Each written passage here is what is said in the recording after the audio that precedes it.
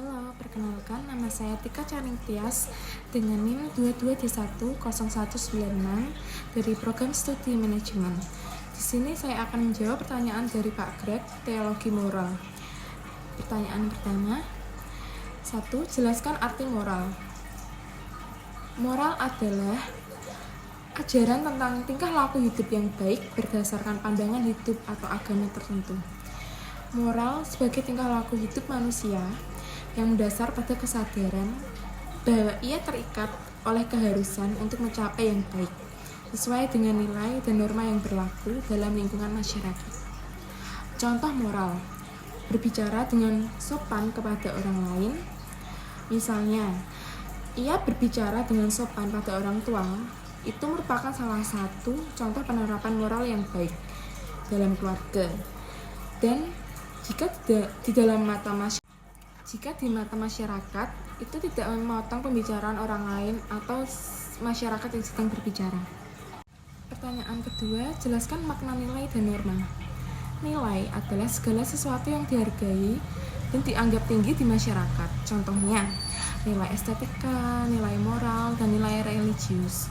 Norma adalah landasan-landasan atau peraturan-peraturan yang berlaku di masyarakat tentang suatu sikap atau perbuatan yang diperbolehkan ataupun tidak. Contohnya, norma agama, norma kesusilaan, norma hukum, norma kesopanan. Jelaskan tindakan manusia.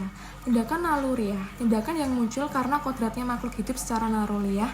Ketika merasa lapar, ia akan makan. Ketika merasa haus, ia akan minum. Ketika ngantuk, ia akan tidur. Meskipun secara naluriah, tindakan itu tetap ada yang mengendalikan. 2. Tindakan manusiawi.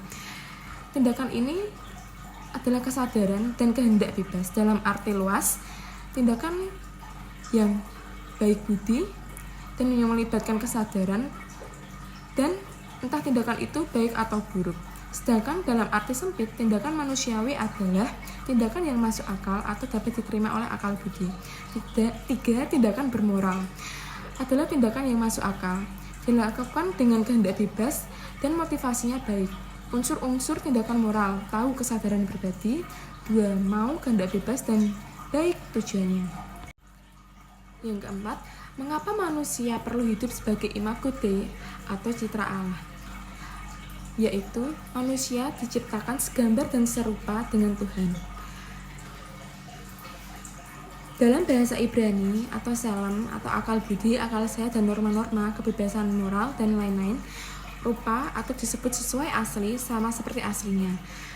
Kata bahasa Ibrani dalam Alkitab tentang penciptaan manusia digunakan istilah bara, menciptakan atau ciptaan sesuatu yang khas dan tidak sama dengan siapapun atau apapun, bermakna hasil buatan yang lengkap, utuh, serta sempurna sehingga tidak perlu dirubah atau bentuknya diulang. Artinya, sesuai kesaksian Alkitab, jika Tuhan menciptakan alam semesta dan isinya hanya dengan berfirman, namun manusia melalui cara yang berbeda.